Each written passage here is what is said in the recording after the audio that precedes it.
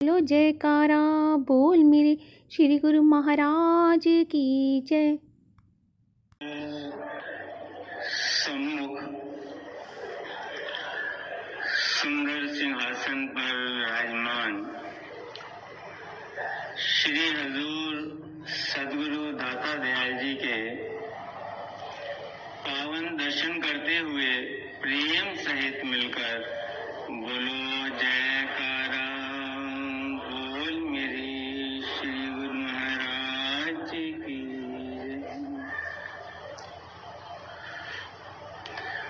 जाके दरस कोट पाप उतारे भेटत संग ओ भव जल तारे। ओ साजन ओ मीत हमारे, ओ साजन ओ मीत प्यारे, जो हमको हरि नाम चितारे। जिनके दर्शन मात्र से जन्म जन्मांतरों के पाप धुल जाते हैं, जिनके पावन सत्संगत में आने से जीव इस अगम भव से सहज पार उतर जाता है, जो जीव के सच्चे हितैषी हैं, लोक और परलोक में संग सहाई हैं, अंतर और बाहर से हर पल हर क्षण संभाल करने वाले हैं और प्रभु चरणों से जुड़े रहने के लिए हर समय प्रभु नाम के सिमरन की प्रेरणा देते रहते हैं, वही वक्त के परिपूर्ण संत सदगुरु आज श्री प्रयाग धाम में भक्ति परमार्थ और रूहानियत के सिंहासन पर विराजमान होकर हमें अपने पावन दर्शन से निहाल कर रहे हैं।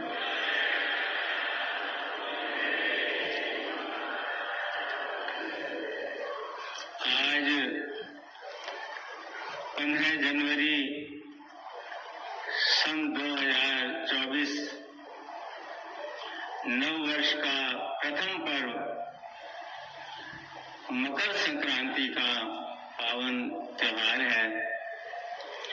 हम सब गुरुमुख जन श्री हजूर सदगुरु दाता दयाल जी के श्री चरणों की छत्र छाया में बैठकर साक्षात दर्शन करते हुए मकर संक्रांति का पावन त्योहार मना रहे हैं।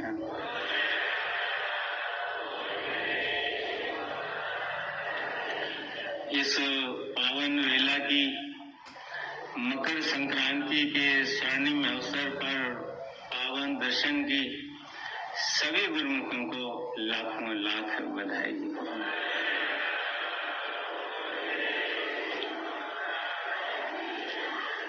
ये घड़ियां अत्यंत दुर्लभ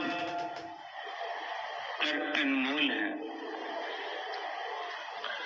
अभी गुरुमुखों ने परम पावन वचनों में श्रवण किया कि श्री अनंतपुर दरबार की जितनी भी रचना है ये श्री परमहंस दयाल जी की कृपा से हुई है और हो रही है। और ये सारी रचना जीवों को भक्ति परमार्थ और रूहानियत का फैल प्रदान करने के लिए श्री परमहंस दयाल जी ने अपनी मौज से की है। जो भाग्यशाली जीव सत्पुरुषों के चरण कमलों में आ जाते हैं, जो इनकी छत्र छाया में आ जाते हैं, वो नाम और भक्ति का लाभ प्राप्त करके अपने जीवन को सफल बना जाते हैं। जैसे इस समय गुरुमुख जन श्री चरणों में बैठकर नाम और भक्ति के सच्चे धन से माला माल हो रहे हैं।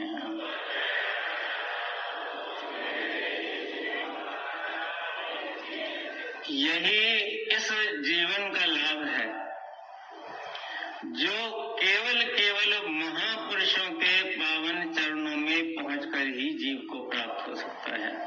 अभी श्री वचनों में वर्णन हुआ कि दुनिया की चीजें तो हर जगह मिल सकती हैं, दुनिया के पदार्थ तो हर कोई प्राप्त कर सकता है, लेकिन महापुरुषों की सत्संगत, नाम और भक्ति का अमूल्य धन, ये विरले विरले भाग्यशाली जीवों को प्राप्त होता है, जिन पर श्री परमहंस दयाल जी स्वयं कृपा फरमाते हैं।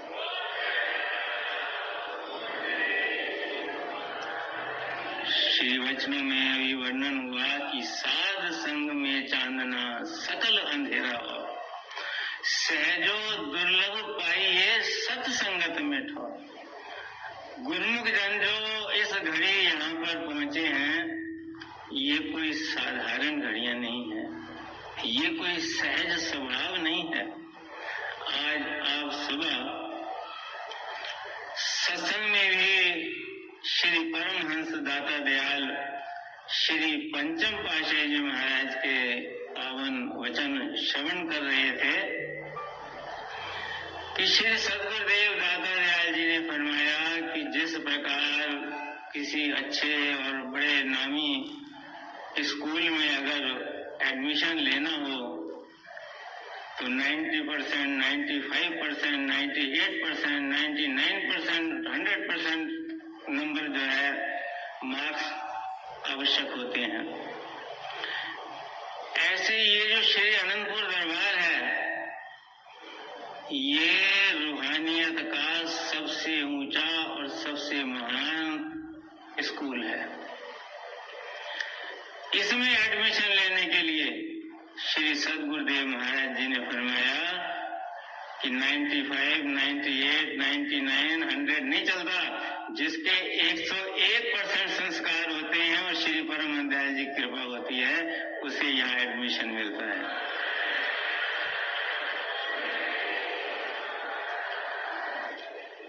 कभी हम विचार करके देखें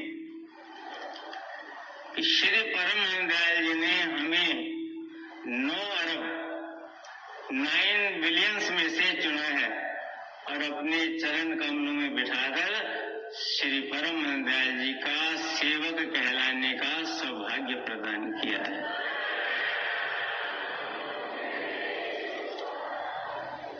तो किस लिए, कितनी उन्होंने हम पर कृपा की है, कितना उन्होंने हमें ऊंचा पद दे दिया है। सहज स्वभाव ही, अकारण ही महापुरुषों की जो कृपा होती है वो किसी कारण से नहीं होती, वो अकारण ही सब पर कृपा करते हैं, अपनी कृपा करते हैं। जिस पर कृपा दृष्टि पड़ गई, कब हुक कर करुणा नर देहि, जीव ईश देत बिन हेतु संदेह।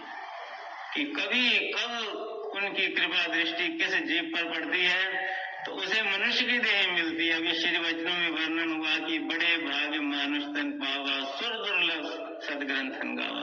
ये देवताओं के लिए भी दुर्लभ है ऐसी देही, और उस देही को भी जो है 9 अरब लोगों को प्राप्त है। उनमें से श्री परमहंस दयाल जी ने हमें इस भक्ति के पथ पर नाम और भक्ति की सच्ची दात की कमाई के लिए चुना हुआ है। तो हमारा क्या कर्तव्य है, हमें जो है ये विचार करना है कि ये जीवन भी नाम और भक्ति की कमाई के लिए ही मिला है। संसार के पदार्थ तो श्री सद्गुरुदेव महाराज जी ने फरमाया नश्वर है, ये हमेशा किसी के साथ न रहे हैं न रहेंगे, न साथ गए हैं न साथ जाएंगे। हर एक इंसान अपने जीवन पर दृष्टि डाल करके देखे कि उसने जितना कुछ भी अब तक कमाया है या कमा रहा है, जितना कुछ भी अपनी संपदा बनाई है या बना रहा है, जिसमें लगा हुआ है, उसमें से जो है कौन सी चीज ऐसी है जो अंत में साथ जाएगी, कौन सी ऐसी चीज है जो हर वक्त साथ रहती है, कौन सी ऐसी चीज है जो अंतर का सुख प्रदान करती है। उनमें से कोई चीज ऐसी नहीं है जो अंतर का आनंद प्रदान कर दे, अंतर का सुख प्रदान कर दे, अंतर की शांति प्रदान कर दे। और न ही कोई ऐसी चीज है जो किसी के साथ गई है। कहते न वो कोई ले गए कोई साथ, जो दुनिया के वाली थे सिकंदर जब गया दुनिया से दोनों हाथ फैले थे। लेकिन महापुरुष जो धन हमें भक्ति का बख्शिश कर रहे हैं, जो वो चाहते हैं, जिसलिए ये श्री अनंतपुर दरबार की रचना रचाई है, जिसलिए गुरुमुखों को करोड़ों अरबों लोगों में से चुना है और अपने चरणों से लगाया है, उस भक्ति का लाभ गुरुमुख प्राप्त करें। आम संसारी जीवों की तो बात छोड़ो, हमें अब ये सोचना चाहिए, अपना विचार करना चाहिए कि हम अपने जीवन का कितना % उस सच्चे धन की कमाई में लगाते हैं, जिसके लिए महापुरुष हर पल हर क्षण हमें जो है प्रेरणा देते हैं, जो हमको हरि नाम चितारे, जो उसके लिए सदगुरु हमें हर वक्त चिताते रहते हैं, नाम का सिमरन करो, भक्ति की कमाई करो, भक्ति के नियमों की पालना करो। जो गुरुमुख जन जिन्होंने अपने आप को सदगुरु के चरणों से जोड़ा हुआ है, जिनके हृदय में हर वक्त सदगुरु का ध्यान बसा हुआ है, सदगुरु का नाम बसा हुआ है, उनके कानों में ये सदगुरु के जो ये वचन है, ये जो शब्द हैं, ये हर वक्त गूंजते रहते हैं। क्योंकि जो सदगुरु की वाणी है वो धुरधरगाई वाणी है। वाणी में वर्णन है, प्रभु जी बसे साध की रसना। परम संत कबीर साहब कहते हैं कि कह कबीर हम धुर के भेदी लाए हुकुम हजूरी। उनके मुखारबिंद से जो वाणी निकलती है वो धुर दरगाही वाणी निकलती है। जो गुरुमुख जन उनके चरण कमलों से जुड़ते हैं वो धुर दरगाही वाणी जो है उनके कानों में गूंजती रहती है, भजन करो भजन करो। कल एक प्रेमी गुरु महाराज के चरणों में आया, गुरु महाराज ने फरमाया 2 घंटे भजन करते हो? कहने लगे गुरु महाराज जी आधी रात होती है, अंदर से आपकी आवाज उठती है कि गुरुमुख उठो, टाइम हो गया, भजन करो।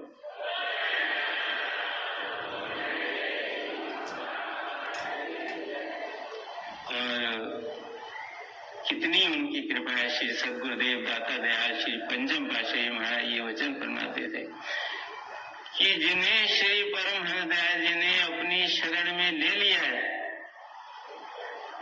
उन्हें की भव पार करने की, उनको का कल्याण करने की जिम्मेवारी लोक की परलोक की जो है श्री परमहंस दयाल जी ने उठा रखी है। और श्री हजूर सदगुरुदेव महाराज जी भी अपने वचनों में फरमाते हैं कि इतना तो हम तुम्हें पक्का विश्वास दिलाते हैं कि श्री परमहंस दयाल जी की जो शरण में आ गए हैं, श्री परमहंस दयाल जी उन्हें इस भव सागर में डूबने नहीं देंगे।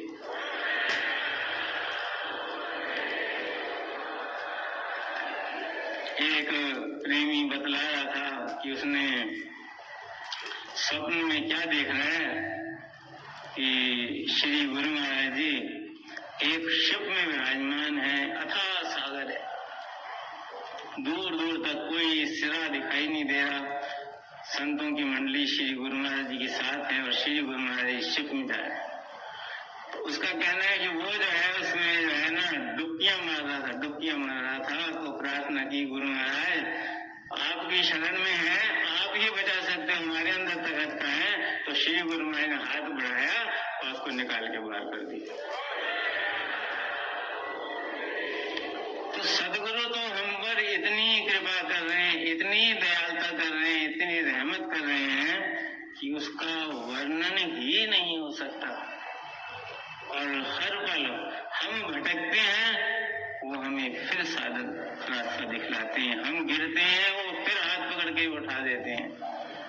हम अंधेरे की ओर जाते हैं, वो फिर पकड़ करके रोशनी में ले आते हैं।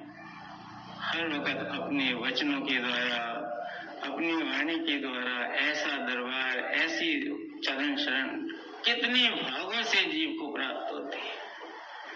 एक बालक था तो वो अपनी माँ के साथ खड़ा हुआ था। उसने क्या देखा कि पड़ोस में कोई परिवार के आदमी रो रहे थे।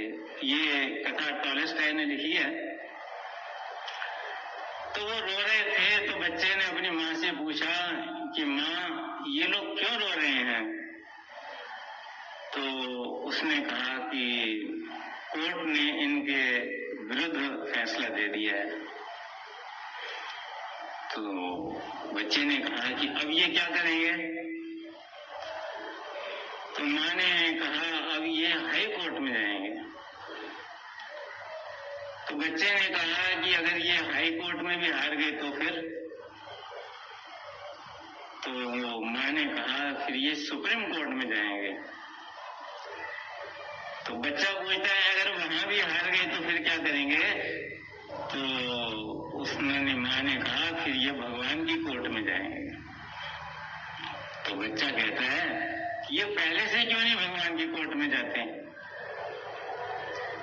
तो एक बच्चा कहने लगा, ये कथा मैंने एक बार सत्संग में सुनाई, तो कहता है महात्मा जी अगर वो भगवान की कोर्ट में भी हार गया तो फिर कहाँ जाएगा?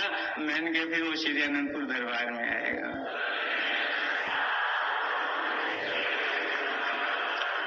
दरबार में सतगुरु प्यारे के दुख दर्द मिटाए जाते हैं, हर गुम के मारे जीव यहाँ सीने से लगाए जाते हैं।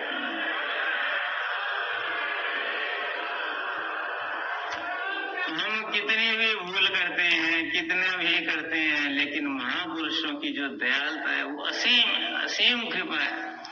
वो फिर हमें रास्ते लगाते हैं। श्री गुरु महाराज ने अभी वचनों में फरमाया कि जीवों को सदमार्ग दर्शाने के लिए ही श्री परमहंस दयाल जी ने ये दरबार बनाया है। उनका काम ही ये है कि बार बार जीव भटके फिर पकड़ करके रास्ते लगा दो, फिर भटके फिर रास्ते लगा दो। और हम भले जो है हार गए, लेकिन सदगुरु नहीं हारते, वो फिर जो है फिर पकड़ते हैं। जैसे जो है एक कथा सुनाई जाती है कि एक बिच्छू को एक साधु निकाल रहे थे, तो बिच्छू जो है डंक मारे तो फिर छूट जाता था, फिर पानी पीने लगे, फिर निकालते थे, फिर छूट जाता था। तो किसी ने कहा महाराज वो अपना स्वभाव थोड़ी छोड़ेगा, आप छोड़ो उसको, वो नहीं निकलेगा। तो उन्होंने कहा कि वो स्वभाव नहीं छोड़ता तो मैं अपना स्वभाव साधु होकर कैसे छोड़ दूं? तो ये हमारे मन का जो है जन्म जन्मांतरों से भटकने का स्वभाव है, आज का नहीं है। जन्म जन्मांतरों से भटकने का स्वभाव है, और सदगुरु का स्वभाव है भटकते हुए को रास्ते पर लगा देना। तो सदगुरु जो है हमें बार बार रास्ते पर लगाते हैं। हमें हर वक्त ये सोचना चाहिए। देखो एक बच्चा एक डिग्री पाना चाहता है, कौन सी डिग्री पाना चाहता है? वो चार्टर्ड अकाउंटेंट बनना चाहता है, एक बच्चा है डॉक्टर बनना चाहता है, तो अपने जीवन का कितना % देता है उसके लिए? हम बहाना लगा देते हैं कि भजन में मन नहीं लगता, लेकिन हम ये सोचें कि हम कितना % देते हैं।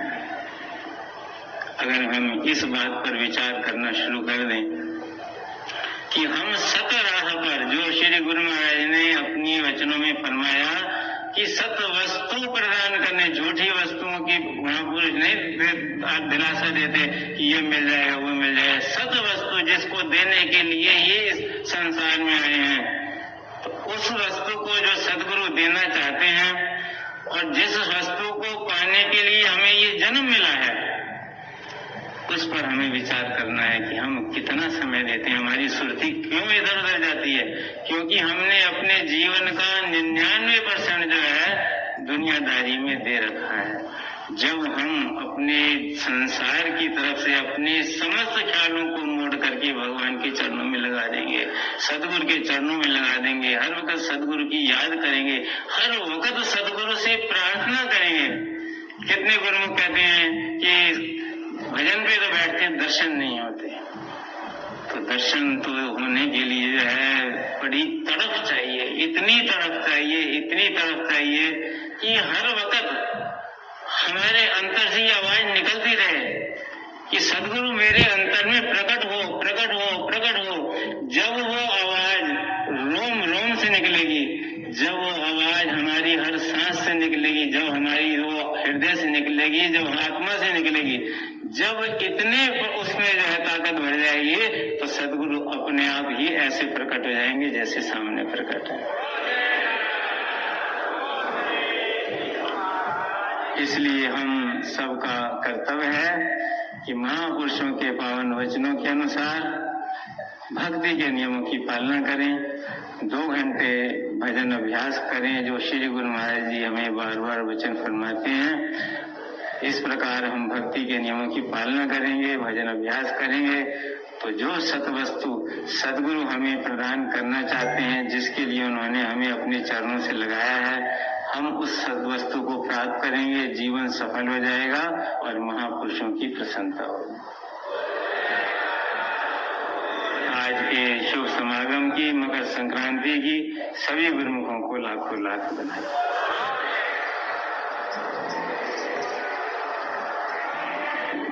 बोलो जयकारा बोल मेरे श्री गुरु महाराज की जय। दयालु श्री परमहंस महाराज की जय।